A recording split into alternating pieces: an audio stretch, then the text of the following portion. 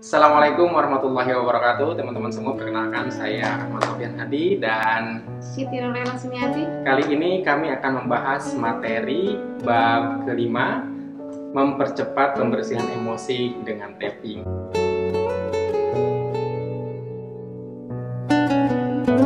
Ini ada beberapa pertanyaan, kenapa sih mesti tapping dan bagaimana tapping bisa membersihkan emosi negatif.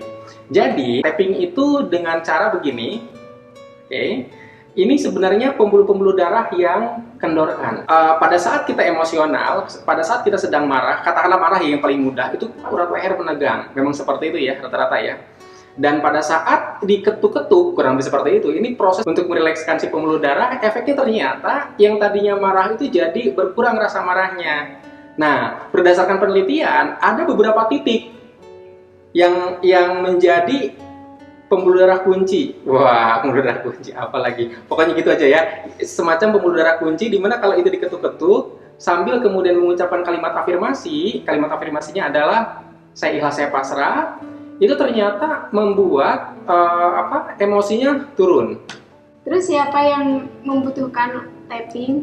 Sebetulnya setiap orang yang melakukan terapi bisa dibarengi dengan tapping. Waktu yang tepat untuk melakukan tapping, poinnya sebenarnya kapan saja, tapi intinya adalah nggak malu saat menangis.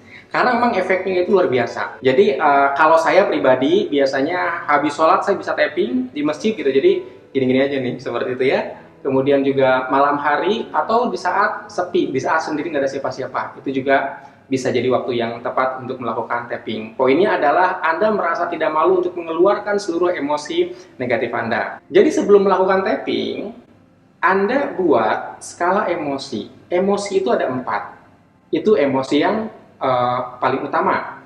Pertama, sebut ini. Rasa sedih, merasa bersalah, rasa marah, dan rasa takut. Oke, jadi ada 4 emosi tadi ya. Nah, pada saat Anda sebelum melakukan tapping, itu dibuat skala antara 0 sampai 10, di mana 0 sama sekali tidak ada emosi itu, 10 itu sangat full. Jadi kalau misalkan marahnya berapa, Anda jawab saja. Siapa yang menjawab? Pikiran bawah sadar atau apapun angka yang Anda ingat. Berapapun angka yang Anda ingat ketika ditanya berapa skala sedihnya, sebutkan. Jadi ini disebut percaya kepada pikiran bawah sadar kita sendiri. Jangan dianalisa, oh ya berapa ya, kayaknya udah enggak deh, udah. Pokoknya berapa yang teringat langsung disebutkan itu. Selanjutnya, gimana cara kita melakukan tapping? Di dalam tapping ini ada 18 titik akupunktur yang kita ketuk. Di antaranya adalah pertama, ubun-ubun. Oke, tentang ubun-ubun, patokannya adalah ketika telinga kita tarik sampai ke kepala, lalu dari hidung ke tengah ke kepala juga. Nah, ini berarti puncaknya. Oke, setelah ubun-ubun kemana nih? Mata, alis. Ke alis depan ya. Alis depan. Lalu Ujung alis bagian ujungnya lagi. Lalu ke bawah mata ada tulangnya. Oke, kemudian Di bawah hidung, di bawah mulut. Selanjutnya di sini ada tulang, bagian tulang, kemudian ada yang paling menonjolnya. nah betul, tulang yang paling menonjol. Kemudian kalau laki-laki itu di sini ada bagian dada ya, garis dada. Kalau perempuan menyesuaikan. Oke, di sini juga. Kalau seandainya Anda, mohon maaf ya, lebih besar badannya, agak ditusuk gitu ya. Kenapa? Supaya memang menyentuh ke titik yang dituju. Jadi nggak ke bagian luarnya aja, tapi juga ke dalam. Nah, setelah di sini itu ke bawah ketiak. Kalau perempuan sebaris lah sama tali gitu ya. Oke. Nah, setelah itu di sini, lalu di sini. Nah, selanjutnya ini ada 5 titik, yaitu masing-masing di sudut segi empatnya nih. Oke, di sudut-sudut kukunya. Jadi diketuk-ketuk dengan 1 jari saja. Kemudian dengan ini di telunjuk, jari tengah, jari manis, jari kelingking, dan ini. Nah, pada saat setelah ini pindah ke sini. Di sini itu pertengahan antara tulang jari kelingking dengan jari manis, pertengahannya di sini. Nah, pertanyaannya adalah berapa kali kita melakukan tapping? Jadi, pada saat Anda melakukan tapping, Anda juga mengucapkan kalimat saya ikhlas, saya pasrah. Kalau saya, hitungannya kurang lebih 5 kali atau 7 kali hitungan. Jadi kurang lebih saya ikhlas, saya pasrah, saya ikhlas, saya pasrah, saya ikhlas, saya pasrah, saya ikhlas, saya pasrah, saya ikhlas, saya pasrah, saya ikhlas, saya pasrah, saya ikhlas, saya pasrah. Baru kemudian ganti, demikian seterusnya, 5-7 kali. Kemudian, melakukan tappingnya seperti apa? Setidaknya ada 2 jari yang masuk, terutama jari telunjuk. Kenapa mesti jari telunjuk? Karena jari ini yang paling kuat energinya. Jadi seperti ini ya. Nah, sebenarnya teman-teman semua, selain Anda bisa mempraktekkan ke diri sendiri, Anda juga bisa mempraktekkan ini kepada orang lain, kepada anak. Tetapi saran saya, laki-laki menterapi laki-laki, perempuan menterapi perempuan. Itu saran ya. Kenapa? Karena ya ini menyentuh lah ya. Agak gimana gitu, kecuali darurat.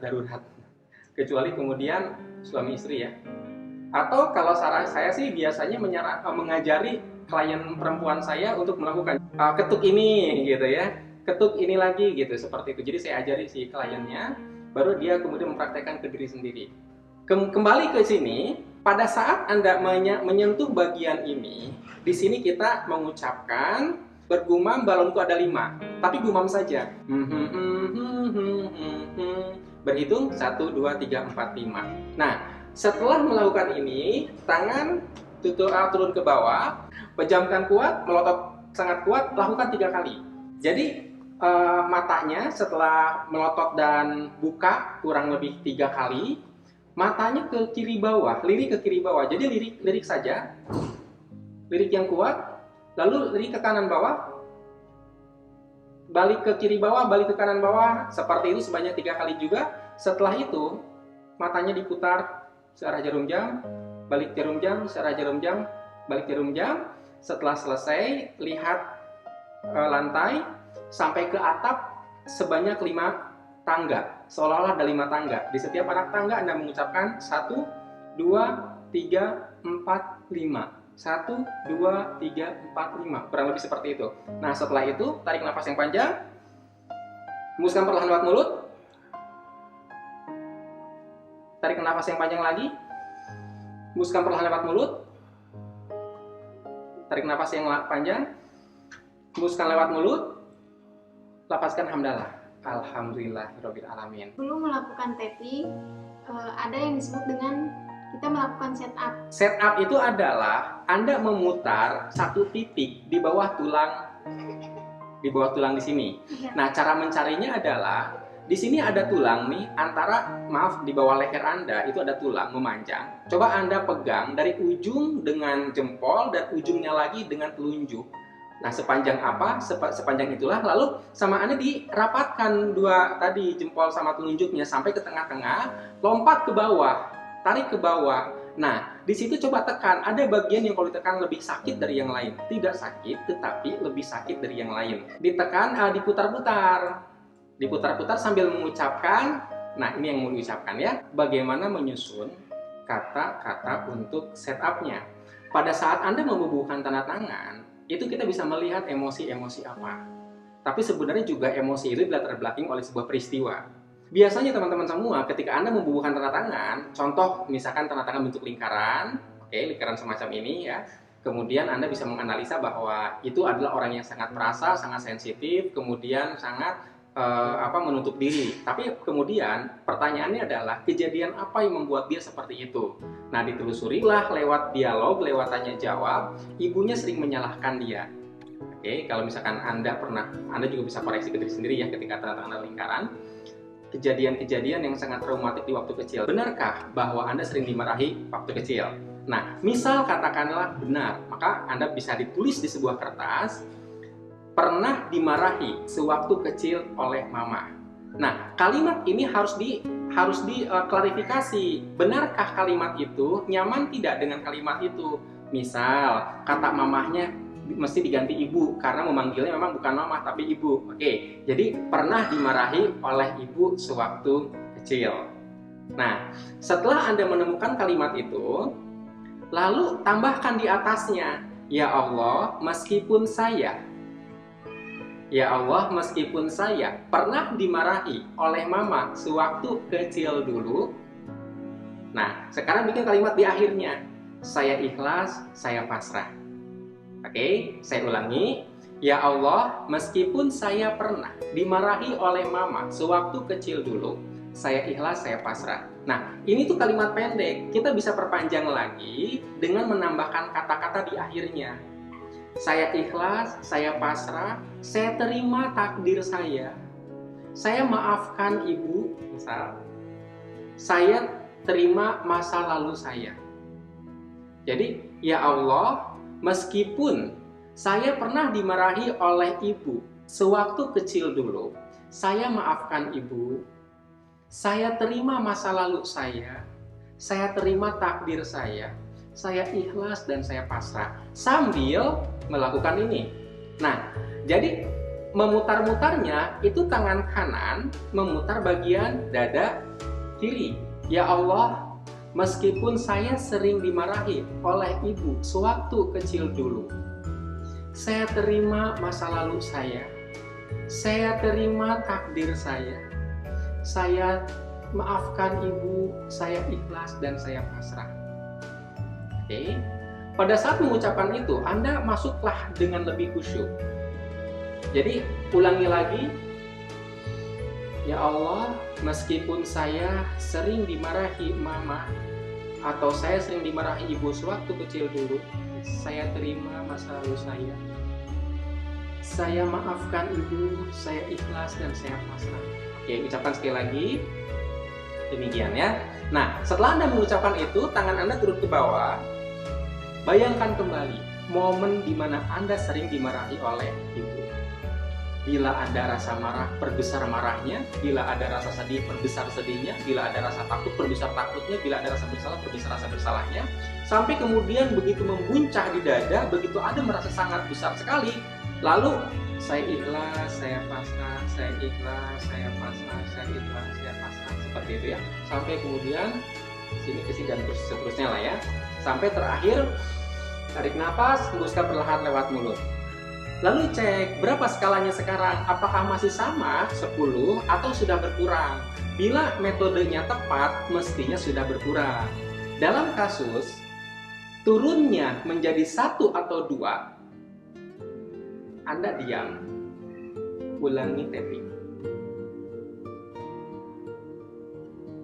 Ulangi tapping sampai ke sini. Cukup. Biasanya emosi akan turun, akan hilang. Tapi bila kasusnya turunnya sampai paling rendah 3, perlu diulangi dari awal lagi. Jadi Anda mengucapkan lagi, ya Allah, meskipun saya pernah merasa dimarahi oleh ibu sewaktu kecil dulu, saya maafkan ibu, saya terima takdir saya ikhlas, saya pasrah. Oke, jadi itu bisa diulangi lagi sama 1 balikan sampai kemudian benar-benar 0 atau 1 atau 2. Tapi ada metode yang lebih sederhana lagi. Di bab sebelumnya sudah ada tugas untuk menuliskan 50 list kejadian yang tidak menyenangkan. Nah, di antara kejadian itu, misalnya kejadian nomor pertama yang ditulis di nomor pertama, misalnya dimarahi sama ibu tadi. Kemudian langsung aja ketika momen dimarahi oleh ibu tadi itu di Ho'oponopono. Jadi aku mengasihimu, aku menyesal, maafkan aku, terima kasih. Aku mengasihimu, aku menyesal, maafkan aku, terima kasih. Ketika emosinya sudah mulai memuncak, langsung kita lakukan tapping. Jadi aku mengasihimu, aku menyesal, maafkan aku, terima kasih. Rahasia dari tapping intinya adalah ada emosi yang sangat kuat, ada emosi negatif yang sangat kuat, lalu dilakukan tapping. Kalimat setup bertujuan untuk membongkar emosi apa yang paling kuat. Nah, ini sekaligus menjelaskan kenapa beberapa metode tapping gagal total, karena memang tidak menemukan emosi, kejadian yang sangat emosional. Nah, dari tanda tangan kita bisa tahu kejadian apa yang paling emosional, yang bahkan pikirannya sendiri menolak untuk memberitahu. Jadi tanda tangan itu kelebihannya itu saja, dia bisa mengetahui emosi apa yang sebenarnya disembunyikan. Tapi teman-teman semua, manakala Anda kebingungan, sebenarnya emosi ini bukan ya, gitu. Anda sebenarnya betul kata istri tadi, bahwa lakukan saja Ho'oponopono. Ketika Anda melakukan Ho'oponopono, otomatis kalau memang itu masalah utamanya, itu akan ada rasa sedih, atau apapun itu, baik itu mungkin dada ngerasa berdegup, atau perasaan tidak nyaman lain, lakukan tapping. Nah, tapi ini juga satu informasi ya, ketika anak Anda sedang curhat atau dia merasa sangat sedih, Anda bisa dengarkan, pancing terus dia untuk bercerita, menceritakan kesedihannya, lalu tapping. Jadi nggak mesti anak ya, sebenarnya pasangan Anda yang lagi curhat, iya nih penghasilan turun misalnya. Jadi misalkan istriku lagi curhat, jadi ini nih kok nggak ada model-model tanpa curhat. Ya anggaplah dia lagi curhat, kita lagi nangis, kenapa ya? Gitu lah, sambil diginiin gitu lah. Oke, emang kenapa tadi? Oh, sama tukang sayur berantem, misalnya. Oke, jadi sambil di tapping. Karena pada saat emosi sedang tinggi dan itu pembuluh-pembuluh darah kita itu menegang dan ini dibalikin lagi. Tapi teman-teman semua, ini pengalaman saya. Sebelum saya mengawali metode terapi, saya akan berdoa dulu. Kenapa? Karena saya paham. Dan sepertinya kita juga paham bahwa sebenarnya yang melakukan terapi yang bisa mengangkat emosi negatif kita itu bukan kita, bukan metode terapi, tapi Allah. Gitu. Jadi dalam rangka melibatkan Allah dalam program terapi yang dijalani, kami berdoa dulu. Jadi kurang lebih seperti ini. Ya Allah, di sini di rumah ini kami sedang melakukan terapi. Ini adalah ikhtiar kami untuk menjadi ikhlas, untuk menjadi pasrah kepadamu. Ya Allah, aku mohon bantu hamba dalam menjalani proses terapi ini. Engkaulah yang memegang hati hamba, Engkaulah yang memegang jiwa hamba. Aku mohon ya Allah, bersihkan ya Allah, angkat seluruh emosi negatif, angkat seluruh rasa sedih, angkat seluruh rasa marah, angkat seluruh rasa sakit hati. Angkatlah ya Allah seluruh rasa yang tidak nyaman di hati hamba. Sesungguhnya ya Allah, bila bukan bantuan-Mu, hamba tidak bisa melakukan apa-apa. Ya Allah, temanilah kami dalam proses terapi ini. Kurang lebih seperti itu. Lalu baca Fatihah, Anas, Al-Falaq, Al-Ikhlas. Jadi itu yang kami lakukan. Jadi sebelum kami melakukan terapi, berdoa dulu, lalu baca itu. Nah, membaca ayat-ayat tadi itu si kliennya juga. Jadi bukan hanya, ini kasusnya sih aku lagi terapi kepada kliennya, tapi kepada diri sendiri juga lakukan seperti itu. Biasanya teman-teman semua, kalau memang emosinya sangat intens, itu sangat mungkin dia muntah. Jadi saran saya, Anda menyiapkan kantong kresek. Oke, kantong kresek, supaya begitu muntah itu nggak ditahan-tahan, tapi langsung aja dikeluarkan. Nah, itu sebenarnya respon wajar lah. Oke, nah, tapi ingat, proses terapi ini dijalani setelah Anda membaca Al-Baqarah, setelah Anda menjalani proses ruqyah sebelumnya. Jadi ini adalah terapi yang kedua. Oke teman-teman semua, itu saja yang bisa kami sampaikan. Kurang lebihnya kami mohon maaf. Assalamualaikum warahmatullahi wabarakatuh.